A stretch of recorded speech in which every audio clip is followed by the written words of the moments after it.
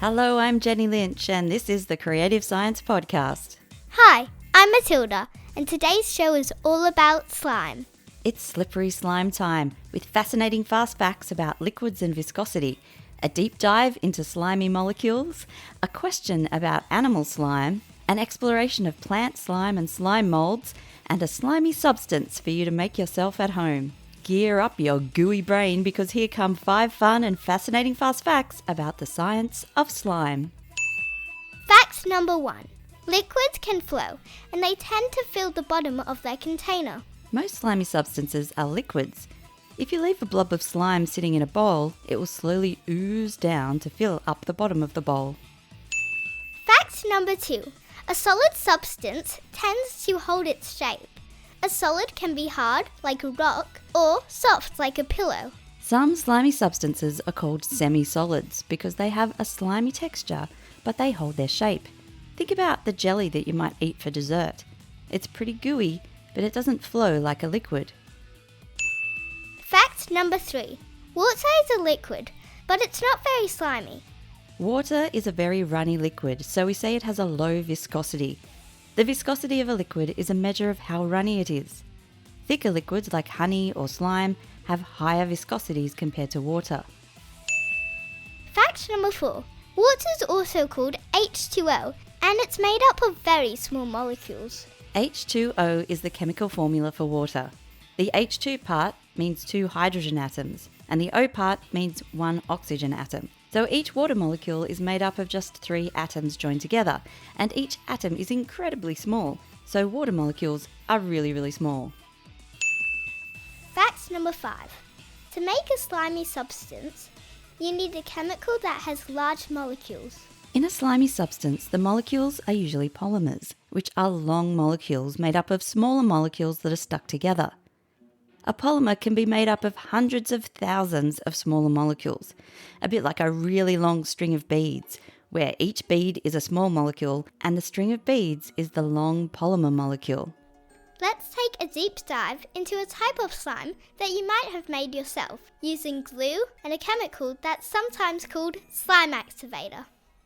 There are lots of different types of slime. There's butter slime, cloud dough slime, glossy slime, glittery slime, and fluffy slime.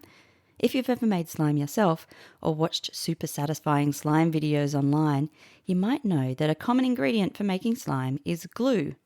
The glue used in a lot of slime recipes is called PVA glue, and the PVA stands for polyvinyl acetate. PVA has long molecules, so PVA glue is quite thick and it has a high viscosity, but the glue is not very slimy on its own. To turn PVA glue into slime, another chemical is added. Sometimes this chemical is in a solution called slime activator, and sometimes people use contact lens solution. Whatever the ingredients in a particular recipe might be, all of the recipes tend to have one thing in common. They all include some form of the chemical sodium tetraborate. The molecules in sodium tetraborate create cross-linking bonds between the long strands of molecules in the PVA glue, causing it to form a thick slime. If too much sodium tetraborate is added to the glue, there will be some solution left over that doesn't react, and this needs to be washed off the slime to make it safe to play with.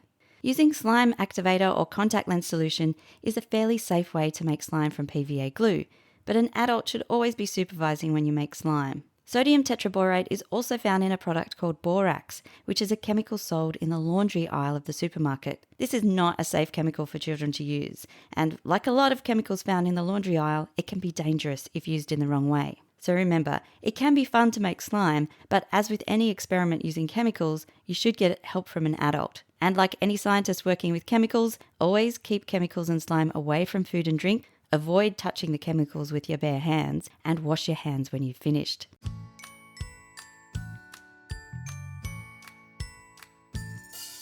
Now it's time for a question. Why do slimy animals have slime? There are a lot of animals that have slimy adaptations that help them to survive. Can you think of any slimy animals? Frogs and toads are pretty slimy.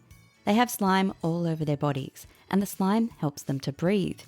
Can you do something for me? Take a deep breath in and breathe out again. What do humans use to breathe? We breathe with our lungs, and we have pretty big lungs, but frogs and toads have little tiny puny lungs, so they do some of their breathing through their skin. They can absorb oxygen through their skin when they're swimming underwater. When a frog or a toad is out of the water, the slime keeps their skin moist so they can absorb oxygen from the air. What about slimy worms? Worms have slime all over their bodies, and this helps them to slip through the soil. Worms don't have lungs at all, and they do all their breathing through their skin. A bit like a frog or a toad, a worm can absorb oxygen through the slime on its body. Other slimy animals in the garden are slugs and snails. They use slime to move around, and their slimy trails help them to slither and also stick to things, so they can climb up walls. Fish have slippery, slimy bodies for a few different reasons. Fish slime helps to protect the fish from the water it's swimming in. Saltwater fish tend to lose water from their bodies, and freshwater fish tend to absorb too much water, and the slime on the fish's body helps to slow this down. The slime also protects fish from parasites, which are little creatures that can give the fish a disease. The slime on a fish also makes its body nice and smooth so the fish can swim through the water more easily. The slimiest fish of them all has to be the hagfish.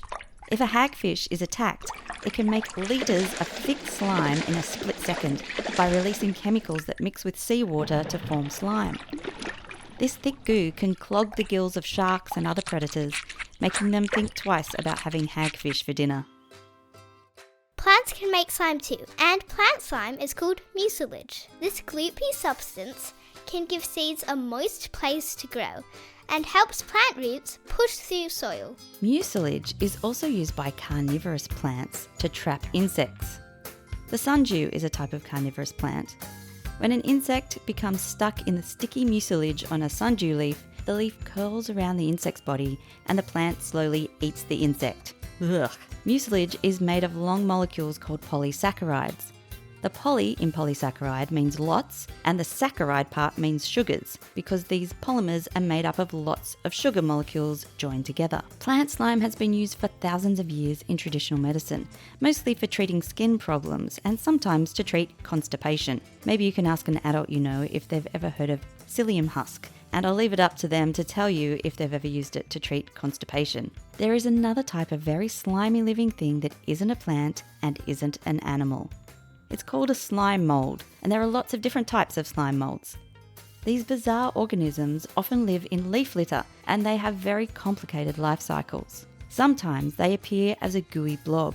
One type of slime mould that lives in Australia has the scientific name Fulgioseptic, which sounds bad enough, until you find out that the common name for this bright yellow blob is dog vomit slime. If a slime mould doesn't have enough food or water, it can shrink and dry out to go into a type of dormant state. It can stay in this deep sleep for a long time until there's enough food and water for it to start growing again. In another part of its life cycle, a slime mould can make tiny, delicate and sometimes very pretty shapes called fruiting bodies. Jenny, don't you have a pet slime mould?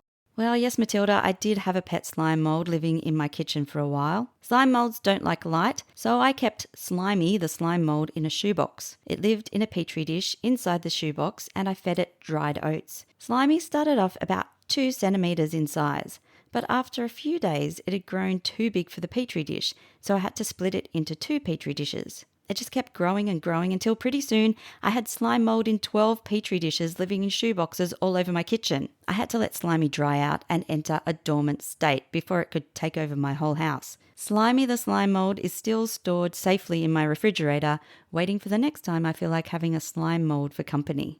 It's hard work keeping a pet slime mould in your kitchen, but you can try making a very slimy substance using the starch molecules in cornflour. Of course, you should tell an adult what you are doing and make sure you get their permission first. You will need 1 to 2 cups of cornflour. Some cornflour is made from wheat, and that won't work at all. So make sure the cornflour you have is made from corn. You will also need a bowl, a large spoon, and a small jug of water. You can add a few drops of food colouring to the water if you like. If you add yellow colour, your slime might even look a bit like a dog vomit slime mould.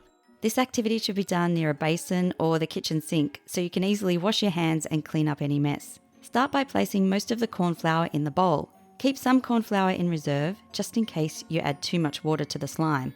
Add a splash of water to the bowl and carefully mix it with the cornflour. Keep adding the water a little at a time, taking care to stir in all the water each time.